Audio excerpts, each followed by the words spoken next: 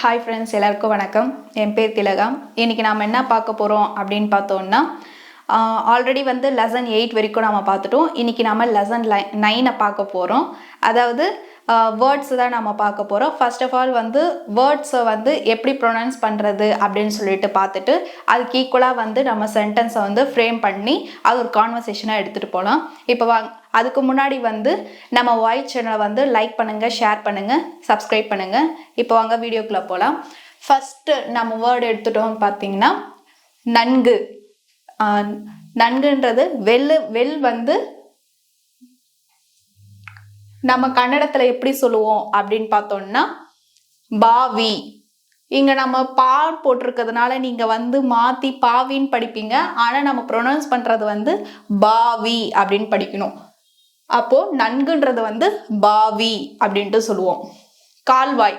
கால்வாயை வந்து நம்ம எப்படி சொல்லலாம் அப்படின்னு பார்த்தோம்னா காலுவே. நம்ம ஈஸியாக ஞாபகம் வச்சுக்கலாம். இங்கே கால்வாய் இருக்குங்களா, இங்கே லூ போட்டோன்னா காலு. அது ஆல்ரெடி வேன்றது வந்து அதோட ஜாயின் பண்ணி படித்தோன்னா காலுவே அப்படின்ட்டு ஈஸியாக சொல்லலாம். அப்போ கால்வாயின்றது வந்து காலுவே அப்படின்ட்டு கன்னடத்தில் சொல்லுவோம். கிராமம், வில்லேஜை வந்து கன்னடத்தில் எப்படி சொல்லலான்னு பார்த்தோம்னா கிராமா. இதுவும் ஈஸியாக நம்ம ஞாபகம் வச்சுக்கலாம். இங்கே கிராமம்ன்றது வந்து பக்கத்தில் நம்ம தமிழில் அப்படி சொல்லும் போது இங்கே ஈஸியாக வந்து கால் எழுத்து போட்டோன்னா கிராமா அப்படின்ட்டு ஞாபகம் வச்சுக்கலாம். அப்போ வில்லேஜ், கிராமத்தை வந்து கன்னடத்தில் எப்படி சொல்லுவோம் அப்படின்னு பார்த்தோம்னா கிராமா அப்படின்ட்டு சொல்லுவோம். டைம், நேரம் வந்து கன்னடத்தில் எப்படி சொல்லலாம் அப்படின்னு பார்த்தோம்னா சமயா. இது ஆஸ் யூஷுவல் ஈஸியாக ஞாபகம் வச்சுக்கலாம். நேரம்ன்றது வந்து சமயா அப்படின்ட்டு சொல்லுவோம்.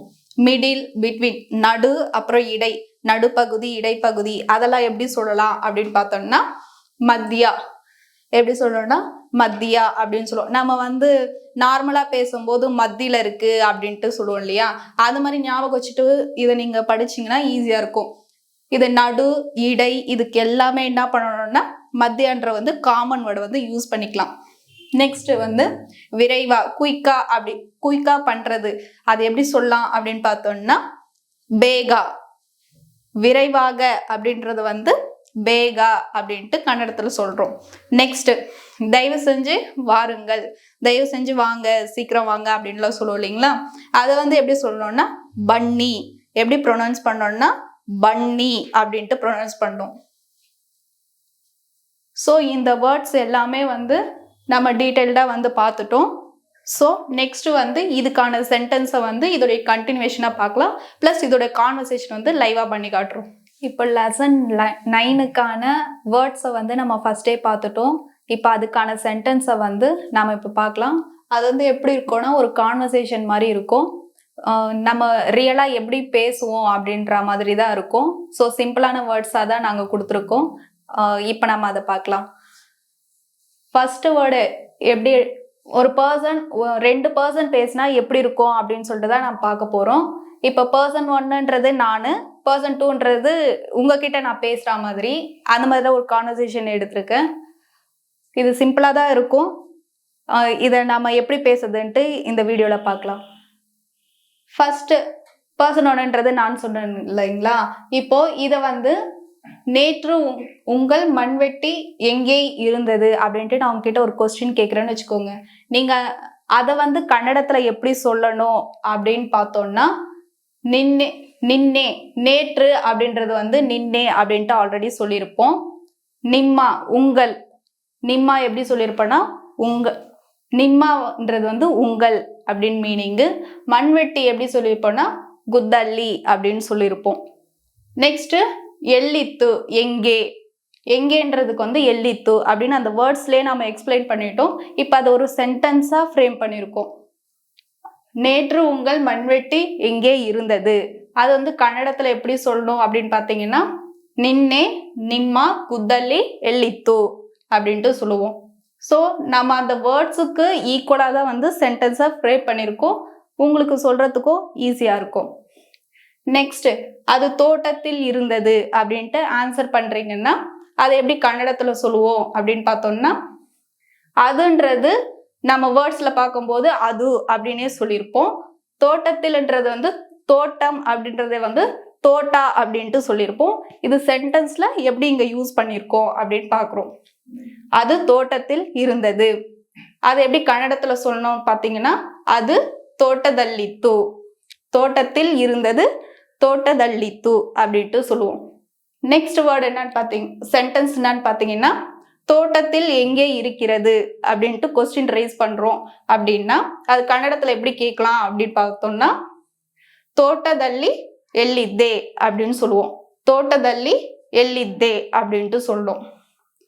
சாரி, தோட்டದಲ್ಲಿ ಎಲ್ಲಿದೆ அப்படின்னு சொல்லணும். தோட்டத்தில் ஆல்ரெடி நம்ம வேர்ட்ஸ்ல பார்த்துட்டோம். எங்கே இருக்கிறது அப்படின்றது வந்து எல்லிதே அப்படின்னு கேட்போம். தோட்டದಲ್ಲಿ எல்லிதே அப்படின்ட்டு சொல்லணும். நெக்ஸ்ட் சென்டென்ஸ் என்னன்னு பார்த்தீங்கன்னா, அது கிணறுக்கும் கால்வாய்க்கும் இடையில் இருந்தது. கிணறு அப்படின்றது வந்து நம்ம பாவி அப்படின்ட்டு சொல்லியிருப்போம். கால்வாய்ன்றது எப்படி சொல்லியிருப்போம்னா காலுவே அப்படின்ட்டு நம்ம வேர்ட்ஸ்ல பார்த்துருப்போம். அது நம்ம இங்க சென்டென்ஸா ஃப்ரேம் பண்ணியிருக்கோம். ஸோ இதை வந்து நாம எப்படி கன்னடத்துல ஒரு சென்டென்ஸா சொல்றது அப்படின்னு சொல்லிட்டு தான் நாம இப்ப இதுல பாக்குறோம். அது கிணறுக்கும் கால்வாய்க்கும் இடையில் இருந்தது. அதை எப்படி நம்ம ஃப்ரேம் பண்ணுவோம் அப்படின்னு பார்த்தோம்னா, கன்னடத்துல இது பாவி ಮತ್ತು ಕಾಲುವೆಯ நடுவே இதே அப்படின்ட்டு சொல்லுவோம். மற்றும் அந்த பிட்வீன் அது சொன்னோம் இல்லைங்களா வேர்ட்ஸ்ல, அதை வந்து பிட்வீன்ன்றது வந்து மட்டு அப்படின்ட்டு கன்னடத்துல சொல்றோம். ஸோ இதுக்கு அதுன்றதுக்கு ஈக்குவலன்ட்டு வேர்ட்ஸ் தான் கன்னடத்துல இங்க ஒரு சென்டென்ஸா ஃப்ரேம் பண்ணியிருக்கோம். நீங்க வந்து அந்த வேர்ட்ஸையும் இந்த சென்டென்ஸையும் வந்து கம்பேர் பண்ணி படிச்சீங்கன்னா இன்னும் சிம்பிளா புரியும்.